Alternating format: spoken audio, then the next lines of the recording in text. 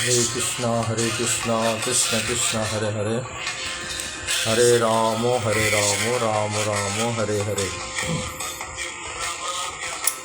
তো আজকে আমরা একটা জিনিস পড়ছি, ভগবান শ্রীকৃষ্ণ দৈনন্দিন কার্যকলাপ। ভগবান শ্রীকৃষ্ণ সারাদিন কীভাবে তার জীবন অতিবাহিত করতেন, কখন উঠতেন, কটায় উঠতেন এবং কি কাজ করতেন, সে সম্বন্ধে এখানে বেদব্যাস ব্যাখ্যা করছেন যে একবার ভগবান শ্রীকৃষ্ণের কাছে নারদ মুনি এলেন এবং তার এক দ্বারকা হইতে আগত এক দূত এসে নিবেদিত করলো। হ্যাঁ, তা নারদ মুনি কী বলল? ভগবান শ্রীকৃষ্ণ তার দৈনন্দিন কার্যক্রম নারদ মুনি এসে বলল যে রাজা যুধিষ্ঠির রাজস্ব যজ্ঞ শুরু করেছে ইন্দ্রপ্রস্থে, আপনাকে যেতে হবে এবং সমস্ত দেবতাদের আহ্বান করা হচ্ছে। আর দূত এসে কি বলল? দূত এসে বলল, প্রভু, যে করে হোক জরাসন্ধকে বধ করতে হবে। জরাসন্ধ হচ্ছে এক দুষ্কৃতী, মানে পাপী রাজা। সে 20,000 রাজাকে তা বন্দি করে রেখেছে এবং সে 20,000 রাজা কারা না? ভগবান কৃষ্ণের শরণাগত ভক্ত। সুতরাং এই ভক্তদের, ভগবান বিষ্ণু ভক্তদের জরাসন্ধ ওকে বন্দি করে রেখেছে। সুতরাং সেই দ্বারকার দূত এসে বলল, ইমিডিয়েট জরাসন্ধকে হত্যা করতে হবে। আর নারদ মুনি বলল, আপনাকে রাজস্ব যজ্ঞের জন্য যুধিষ্ঠির মহারাজ আহ্বান করেছেন, আপনাকে ওইখানে যেতে হবে। তা শুক গোস্বামী উপাচ সুখদেব গোস্বামী বললেন, সুক উপাচ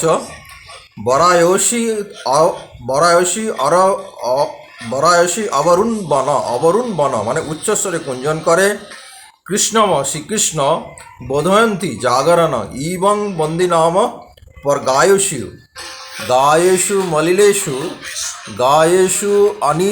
অনিলেষু অনিদ্রাণী মন্দা বন হাতে বায়ুভি।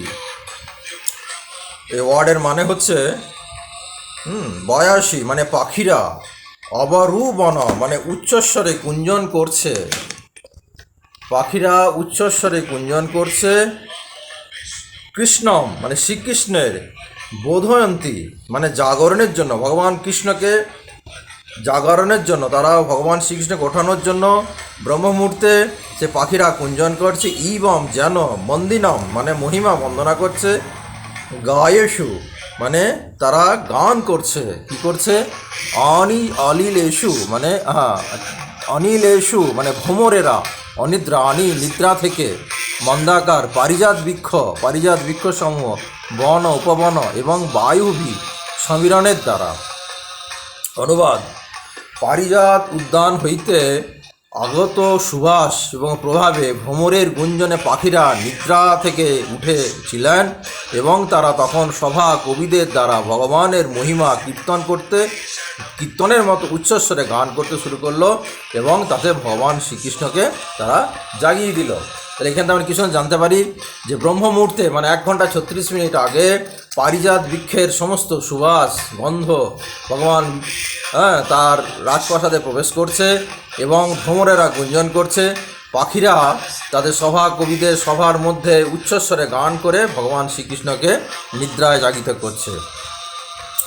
যেহেতু এখন তিনি তার তারপরে মুহূর্তে বলছে, মুহূর্তানান্ত বৈবর্ধ নামশ্রিত মুহূর্তানান্ত তু বৈদর্ভী অমৃতস্য অতি শোভনম পরিভ্রমণ মানে আলিঙ্গনের দ্বারা। এখানে বলছেন যে রুক্মিণী দেবী যেহেতু এখন তিনি তার আলিঙ্গন থেকে বঞ্চিত হবেন, তাই তার প্রিয়তমের 2 বাহুর মধ্যে শায়িত রানী বৈদর্ভী মানে এখানে রুক্মিণী দেবীকে বলা হচ্ছে, এই পরম পবিত্র সময়টিকে পছন্দ করছিলেন না। মানে এখানে বলছেন শ্রীধর স্বামী বর্ণনা করছেন যে তার রানী বৈদর্ভ অর্থাৎ রুক্মিণী দেবীর প্রতিক্রিয়া সকল রানীদের মতন মনোভাব ব্যক্ত করেছিলেন। কি করেছিলেন? যেহেতু এখন তিনি আলিঙ্গন থেকে বঞ্চিত হবেন, তাই সেই সময়টাকে তারা পছন্দ করছিল না। শ্রী মাধব ভগবান বিষ্ণু ব্রহ্ম মুহূর্তে গাত্রদান করলেন এবং জল স্পর্শ করতেন, মানে ভগবান ব্রহ্ম মুহূর্তে স্নান করতেন তারপর তিনি তার আপন প্রকৃতির দ্বারা সকল কলুষ চির দুর্বৃত হতো এবং যিনি তার ব্রহ্মাণ্ডের সৃষ্টি ও বিনাশের কারণস্বরূপ নিজের শক্তি রাজির দ্বারা তার আপন সচিদানন্দ রূপ প্রকাশ করতেন এবং অন্যদের আবার অখণ্ড প্রকাশের দিয়ে স্বরূপ তিনি তাই যাই ভগবান কৃষ্ণ স্নান করতেন এবং বিভিন্ন মাঙ্গলিক দ্রব্য তিনি তার অঙ্গে ভূষিত করতেন। এবং তারপরে কি বলছে ব্যাসদেব বলছেন, সেই সাধুজন শিরোমণি আত্মার পরে শুদ্ধ জলে স্নান করতেন এবং ঊর্ধ্ব নিম্ন বস্ত্র দুখানি পরিধান করেন এবং প্রাতঃকালে পূজা থেকে শুরু করে সামগ্রিক পর্যায়ক্রম শাস্ত্র নির্দিষ্ট ধর্মীয় শিষ্টাচার। ভগবান কি সুন্দর বলছেন, ভগবান কি করতেন যে সাধুজনের শিরোমণি অতর পরে তিনি শুদ্ধ জলে স্নান করতেন এবং প্রাতঃকালে সমস্ত পূজা করতেন, মানে সূর্য ওঠার আগেই তিনি পূজা করতেন। এবং কিভাবে করতেন না, শাস্ত্র নির্দিষ্ট, শাস্ত্র যেভাবে বলেছে ধর্মীয় আচার সমূহ সম্পাদন করতেন। পবিত্র অগ্নিতে তিনি আহুতি প্রদান করতেন এবং শ্রীকৃষ্ণকে মনোভাবে এবং পবিত্র সেই সময় এবং ভোরবেলায় উনি যজ্ঞ করতেন, পবিত্র অগ্নিতে তিনি আহুতি করতেন এবং কৃষ্ণ মৌনভাবে গায়ত্রী জপ করতেন। এইটা হলো মেন ভাইটাল। ব্রাহ্মণকে 3 বেলা গায়ত্রী করতেই হবে, ব্রহ্ম মুহূর্তে এবং সাং সন্ধ্যাতে এবং দুপুরবেলায়। তাই এখানে ভগবান বলছেন ভগবান শ্রীকৃষ্ণ মৌনভাবে গায়ত্রী জপ করতেন। শিল শ্রীধর স্বামী ব্যাখ্যা করেছেন, যেহেতু ভগবান শ্রীকৃষ্ণ কর্ণব মুনির শিষ্য পরম্পরা ছিলেন, তাই তিনি সূর্যোদয়ের পূর্বে অগ্নিতে আহুতি প্রদান করতেন এবং তিনি গায়ত্রী জপ করতেন। যেহেতু তিনি কর্ণমুনির শিষ্য ছিলেন, তাই তিনি এই সমস্ত বৈদিক ডিসিপ্লিনগুলো মেনটেন করতেন। কীভাবে? গায়ত্রী জপের মাধ্যমে। এবং ভগবান শ্রীকৃষ্ণ প্রতিদিন ভগবান উদিত সূর্য পূজা করতেন, ভগবান সূর্যদেবের পূজা করতেন এবং তার অংশভূত দেবতা, ঋষি, পিতৃপুরুষকে তর্পণ করতেন। ভগবান কত সুন্দর জীবনযাপন করতেন, তার পিতৃপুরুষকে তিনি তর্পণ করতেন, ঋষিদের তিনি জলদান করতেন এবং কি করতেন, বিবেক শ্রী ভগবান তার যত্ন সহকারে তার জ্যেষ্ঠবর্গ ব্রাহ্মণগণের পূজা করতেন এবং তার জ্যেষ্ঠবর্গ মানে তার গুরুবর্গের মানুষকে এবং ব্রাহ্মণদের উনি পূজা করতেন এবং সুবস্ত্রে বিভূষিত ব্রাহ্মণগণকে তিনি স্বর্ণবদ্ধ সিংহ, মুক্তা কণ্ঠহার যুক্ত একদল শান্ত গৃহপালিত গাভী প্রদান করতেন। এই সমস্ত গাভীরাও সুবস্ত্রে সজ্জিত থাকত এবং তাদের খুরের অগ্রভাগে রৌপ্য দ্বারা আবদ্ধ থাকত। তো এখানে ভগবান ব্যাসদেব কৃষ্ণ ব্যাখ্যা করছেন যে ভগবান শ্রীকৃষ্ণ প্রত্যেক দিন ব্রাহ্মণ পূজা করতেন এবং ব্রাহ্মণদের সুবস্ত্রে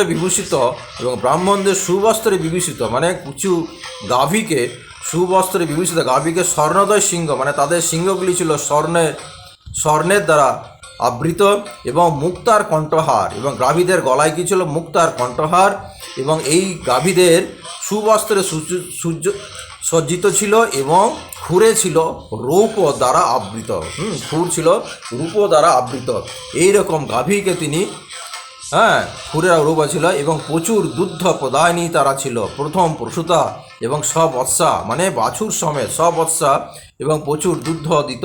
এইরকম গাভী ভগবান প্রতিদিন 13,084টি গাভীকে তিনি দান করতেন এবং কৌম বস্ত্র, মৃগচর্ম ও তিল দ্বারা বহু পণ্ডিত ব্রাহ্মণকে দান করতেন। তাহলে ব্রাহ্মণদের কী দিতেন উনি? প্রতিদিন ব্রাহ্মণদের গাভী দিতেন এবং ক্ষৌম বস্ত্র দিতেন, মৃগচর্ম দিতেন এবং তিল সহ পণ্ডিত ব্রাহ্মণকে উনি প্রদান করতেন। গাভী ও ব্রাহ্মণ দেবতাদের প্রতি, জ্যেষ্ঠবর্গ গুরুবর্গের প্রতি এবং যারা পরমেশ্বর ভগবানের অংশ প্রকাশ সেই সকল জীবগণকে ভগবান শ্রীকৃষ্ণ নমস্কার নিবেদন করতেন। তারপর তিনি মাঙ্গলিক দ্রব্য স্পর্শ করতেন। আমরা এখান থেকে জানতে পারছি তাহলে ভগবান শ্রীকৃষ্ণ কত বিনয়ী মানুষ ছিলেন। তিনি কী করতেন? গাভীদের, ব্রাহ্মণদের, দেবতাদের এবং তার জ্যেষ্ঠবর্গদের, গুরুবর্গকে প্রতিদিন তিনি নমস্কার করতেন, প্রণাম জানাতেন এবং তারপর কি করতেন? তিনি মাঙ্গলিক দ্রব্যগুলি তিনি স্পর্শ করতেন। এবং কি বলছেন যে অবক্ষয় আজম তথাকথ আদর্শম গো বিষ দ্বিজ দেবতা কামনং চ সর্ব বর্ণানং মানে সমাজের শ্রেণী সৈনিকসমূহ সদস্যগণ পৌর অন্তঃপুরে চারিণাম প্রদানং প্রকৃতম মন্ত্রীগণ কৌম আকাঙ্ক্ষা প্রজস্ততে প্রত্যর্নত। তারপর তিনি ঘি, আয়না, গাভী, বৃষ, ব্রাহ্মণ ও দেবতাদের দর্শন করতেন এবং প্রসাদে ও সারা নগরে বসবাসকারী সমাজের সকল শ্রেণীর সদস্যগণ যাতে উপহারের দ্বারা সন্তুষ্ট হয় তার প্রতি তিনি নজর রাখতেন। বাহ! ভগবান শ্রীকৃষ্ণ তারপর কি করতেন? তিনি ঘি, আয়না, গাভী, বৃষ, ব্রাহ্মণ, দেবতাদের তিনি দর্শন করতেন। তারপর কি করতেন না, প্রাসাদে ও সারা নগরে যত বসবাসকারী প্রজা সমাজে আছে সকলে যাতে সদস্যগণ যাতে উপহার মানে গিফট পায় তার জন্য তিনি খেয়াল রাখতেন এবং অবশেষে সকলের আকাঙ্ক্ষা পূরণ করার জন্য তিনি তার মন্ত্রীদের অভিনন্দিত করতেন। সেই সময় অভিনন্দিত করতেন এবং প্রথমে তিনি ব্রাহ্মণদের পুষ্পমালা দান করতেন। পান চন্দন বিতরণ করার পর তিনি এই সকল উপহার দিয়ে বান্ধব মানে বন্ধু, মন্ত্রী এবং পত্নীদের প্রদান করতেন এবং অবশেষে তিনি স্বয়ং ওই সমস্ত বস্তুগুলি গ্রহণ করতেন। এবং তো এখানে আমরা দেখতে পাচ্ছি যে ভগবান প্রথমে ব্রাহ্মণদের পুষ্পমালা দিতেন, পান চন্দন বিতরণ করতেন, তারপর তিনি কাকে দিতেন? তারপর তিনি তার বন্ধুদের দান করতেন এবং মন্ত্রী সবাইকে দিতেন এবং পত্নীদের তার মহিষিনীদের প্রদান করতেন এবং অবশেষে তিনি স্বয়ং এই সমস্ত কিছু নিজে গ্রহণ করতেন। সেই সময় সুগ্রীব সহ তার অন্যান্য অশ্বযুক্ত শ্রী ভগবানের পরম বিচিত্র রথটি তার রথে সারথি নিয়ে আসতেন। তার সারথি তাকে প্রণাম নিবেদন করেন এবং তার সামনে সেটা দাঁড়াত।